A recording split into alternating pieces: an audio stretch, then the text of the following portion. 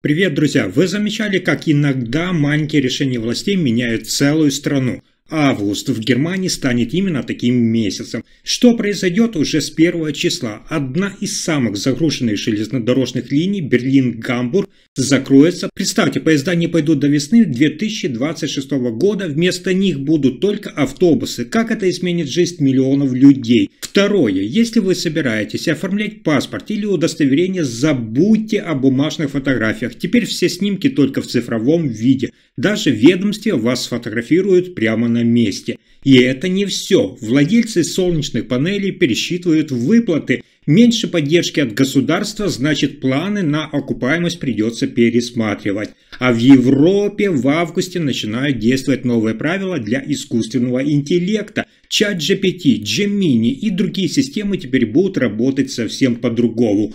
Новые модели уже с 2026 года, а существующие с 2027 года попадут под проверку, нарушителям грозят штрафы. Также с августа вступают в силу правила повышенной кибербезопасности для смартфонов, носимых устройств и детских гаджетов. Теперь все новые продукты должны соответствовать стандартам защиты от хакерских атак и неправомерного доступа. Об этом будет сигнализировать маркировка с новым статусом. И еще одна важная новость для семей с детьми. С 1 по 10 августа все школы Германии еще на больших летних каникулах, и с 11 августа начинается новый учебный год в Саксонии, Саксония-Анхальт и Тюрингии. Это последние дни летнего наслаждения. А самое интересное – это только начало. После таких перемен я расскажу, какие экономические удары ждут Германию осенью и почему крупнейшие компании пересматривают свои проекты. Эти события станут неожиданными для многих.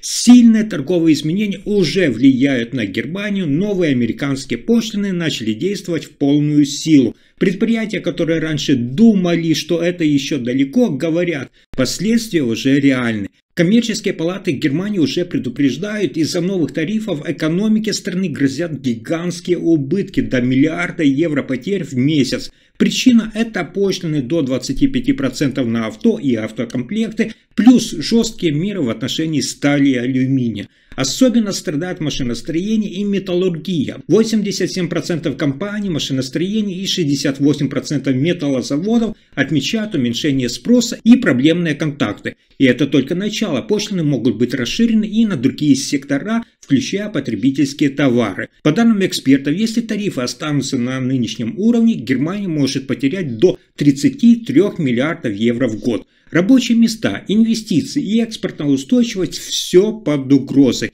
Европейские лидеры уже обсуждают реакцию от масштабных переговоров до введения ответных пошлин. Представители немецкого бизнеса требуют четкой линии действий, если не сейчас, то скоро. В Берлине звучат призывы «необходимо строго действовать». Фраза в полную силу уже стала символом разочарования. Страны рассчитывают на европейскую солидарность и меры, которые не просто предупредят, но и защитят. Дальше новость, которая показывает особенности экономических отношений Германии и Соединенных Штатов Америки. Германия снова стала ключевым торговым партнером США. Объем внешней торговли в 2024 году превысил 252,8 миллиарда евро. Впервые за 9 лет обойдя Китай.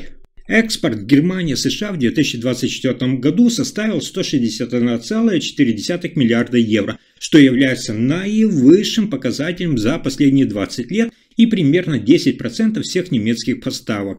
Импорт из Соединенных Штатов достиг 91,5 миллиарда евро, поставив Америку на третье место в списке стран-экспортеров в Германию после Китая и Нидерландов.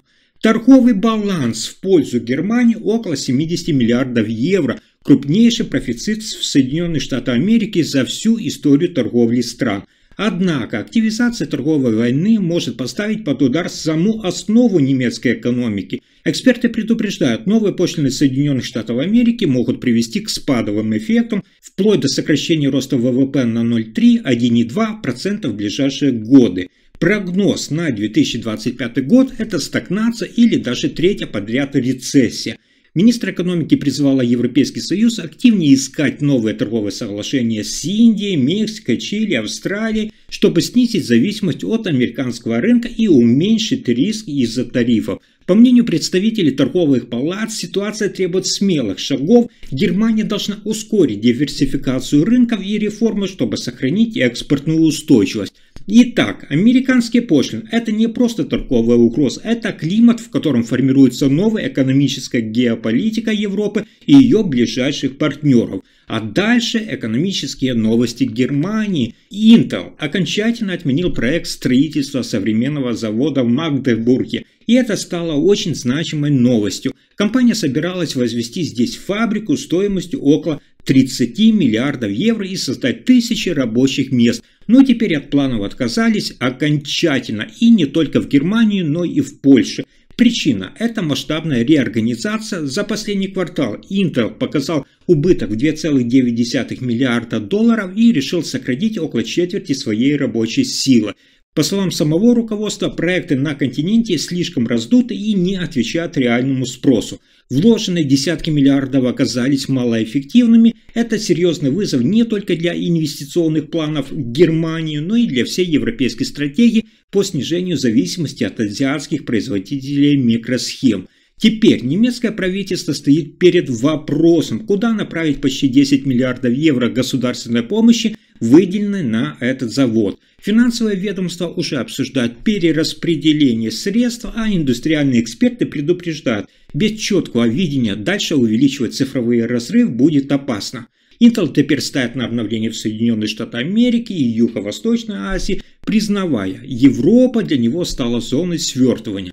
А теперь перейдем к политическим новостям уже внутри Германии. Депутатка и новый президент Бундестага Юлия Клёкнер за 4 месяца столкнулась с неожиданным сопротивлением. Она провозгласила себя президентом всего парламента, но ее стиль руководства уже вызывает споры. Требует соблюдения дресс-кода, строгости, строгого соблюдения процедур. Недавно Клёкнер запретила вывешивать радужный флаг во время Кристофер-стрит дня у здания Бундестага. Она заявила, что флаг Германии является приоритетом и символом всех, и отметила, что замена цвета требует веских причин. Решение вызвало волну недовольства, представители левой партии и зеленых выразили публичный протест, некоторые депутаты пришли на заседание в ярких нарядах. Также Юлия раскритиковала участие церкви в политике, заявив, что религиозные организации должны ограничить свою роль чисто духовной миссии, иначе они рискуют превратиться в очередную неправительственную организацию. Такие заявления вызвали замечания со стороны партий внутри коалиции, включая социал-демократов. Но Клёкнер стоит на своем. Она считает, что четкие правила важны, чтобы парламент работал с достоинством и без хаоса. И сразу заявляет, строже значит эффективнее. Критика будет продолжаться, но сама она уверена, это ее стиль, и она намерена его сохранять, несмотря на трения.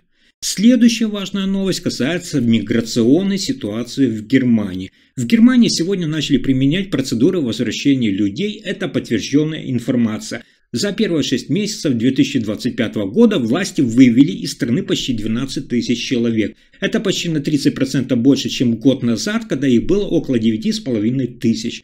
Это часть жесткой миграционной политики нового правительства. Оно стремится держать миграционные потоки под контролем и снизить давление на систему. В рамках этого курса уже был организован второй за последние месяцы спецрейс в Афганистан. На борту 81 человек, включая лиц, обвиняемых в серьезных преступлениях. По словам инсайдеров в МВД, Берлин подчеркивает, что предпринимает конкретные шаги, а не ограничивается заявлениями.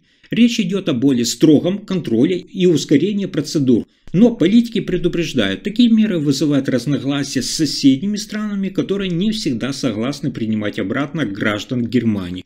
Также растет внутреннее сопротивление, особенно по региональной линии. Например, уже в Берлине число возвращенных увеличилось с 515 до 804 человек, в основном из Молдовы и Грузии. Тем временем оппозиция упрекает власти, цифр стало больше, но реальной системы возвращения до сих пор нет. В перелетах участвуют только те, кто попадает под особые условия. Если информация оказалась полезной, ставьте лайк, подписывайтесь на канал и делитесь видео. Спасибо за просмотр.